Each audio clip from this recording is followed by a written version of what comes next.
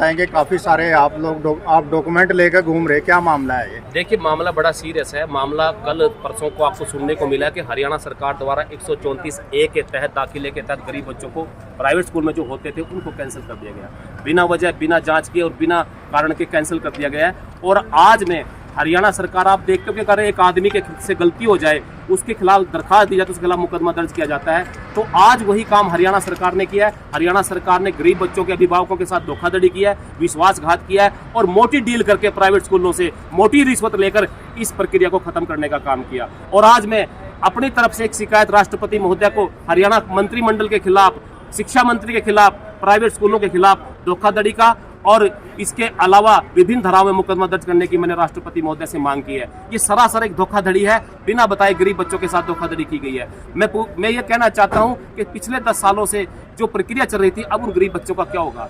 और ये अभिभावक, जब आपको बताना चाहूंगा, इस प्रक्रिया के तहत दिसंबर में हरियाणा सरकार ने गरीब बच्चों के लिए 134A के तहत रिजल्ट जारी किया था। जिला यमुनानगर के अंदर लगभग 2100 बच्चों को दाखिले दिए गए थे और पूरे हरियाणा के अंदर 75,000 गरीब बच्चों के एडमिशन हुए थे। अब उनका क्या होगा? वो तो सड़कों पे आ गए, उनके साथ धोखा हुआ है। इसीलिए मैं आपके चैनल के माध्यम से हरियाणा सरकार के मंत्रिमंडल के खिलाफ, शिक्षा मंत्री के खिलाफ और प्राइवेट स्कूल वाले लोगों के खिलाफ, जिन्होंने इतनी मोटी डील करके इस प्रक्रिया को कैंसिल किया, उनके खिलाफ मुकदमा दर्ज की मांग करता हूँ।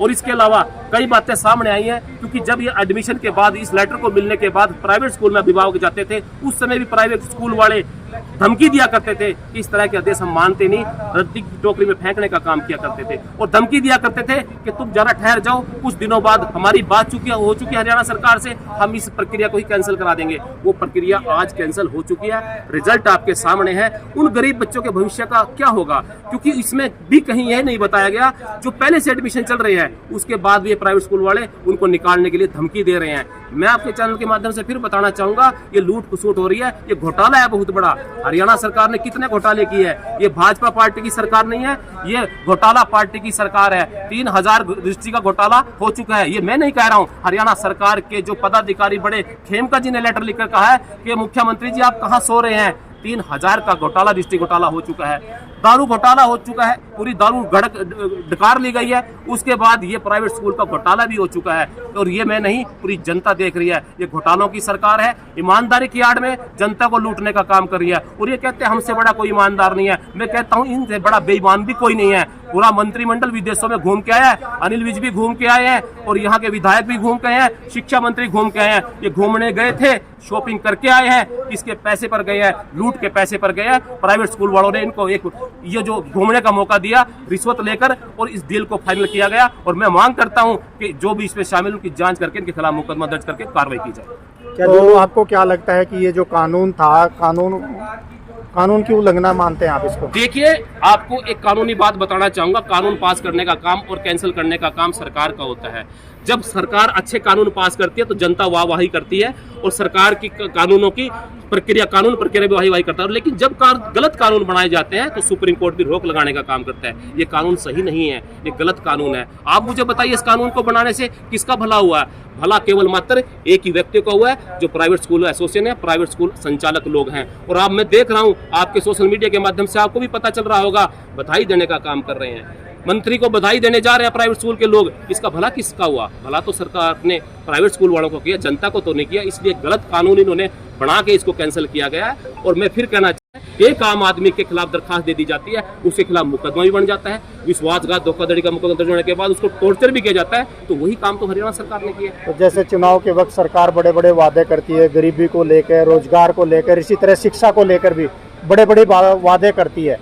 तो आपको क्या लगता है कि सरकार अभी जो गरीब अभिभावक के जो बच्चे हैं, उनको क्या इस तरह की नीतियों के साथ शिक्षा से वंचित करना चाहती है? क्या प्रभाव पड़ेगा उन गरीब बच्चों? देखिए, ये जो हरियाणा सरकार है, ये एक षड्यंत्र के तहत चल रही है। इनको जनता से कोई लेना देना नहीं है। ये यहाँ के लोगों को, जनता को गरीब अनपढ़ बना के रखना चाहती है। क्योंकि इनकी एक ही पॉलिसी है शुरू से कि अमीर लोगों के साथ मिलकर चलो, गरीब व्यक्ति को दबाकर चलो। इसमें बच्चे किसके थे? गरीबों के थे, किसानों के थे, मजदूरों के थे, जिनकी 2 लाख से कम आए हैं। इसके अलावा दूसरे अभिभावक भी तो परेशान है। उनका क्या भला किया? 2 साल से मैं उनकी लड़ाई भी लड़ रहा हूँ। आपने देखा होगा, एक स्कूल के अंदर यदि 3000 बच्चे हैं और उनको एनुअल चार्जेस के नाम पर 10,000 पर बच्चे के हिसाब से मांगा जा रहा है। तो कैलकुलेशन करके देखिए, सबसे बड़ा घोटाला है ये, कई हजार करोड़ का घोटाला है। इस पैसे घोटाले में केवल ये प्राइवेट स्कूल वाले नहीं है, यहाँ के शिक्षा मंत्री, मुख्यमंत्री, जो यहाँ का ईमानदार कहता है वो भी शामिल है, पूरा मंत्रिमंडल इसमें शामिल है।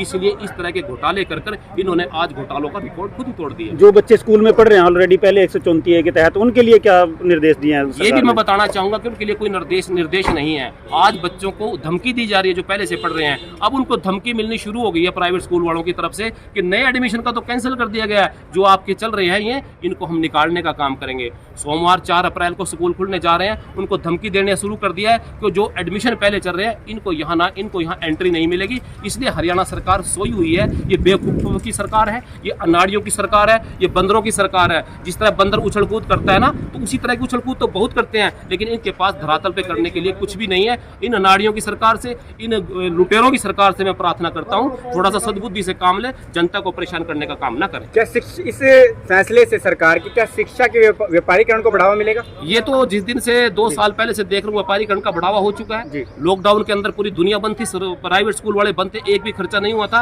ये तो वहां से एनुअल चार्जेस के नाम पर न जाने कितने इन्होंने टैक्स लगाकर बच्चों से मांगना शुरू कर दिया है। तो ये तो व्यापारीकरण चल रहा है, आज भी व्यापारीकरण हो रहा है। प्राइवेट स्कूल ने मिलके, आप कैलकुलेशन मैंने बताया करके देखिए, कितने हजार करोड़ कलेक्शन होती है और उसका अकेले नहीं जाता, पूरा हिस्सा प्राइवेट स्कूलों के बाद मंत्रिमंडल को, शिक्षा मंत्री को और यहाँ के बड़े लोगों को जाता है।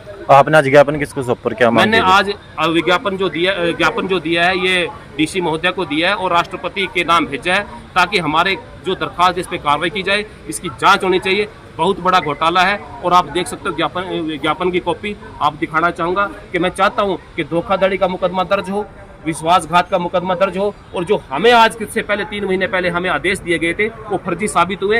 ये फर्जी आदेश देने के कारण इनके खिलाफ फर्जी आदेश जारी बनाने के लिए भी मुकदमा दर्ज होना चाहिए।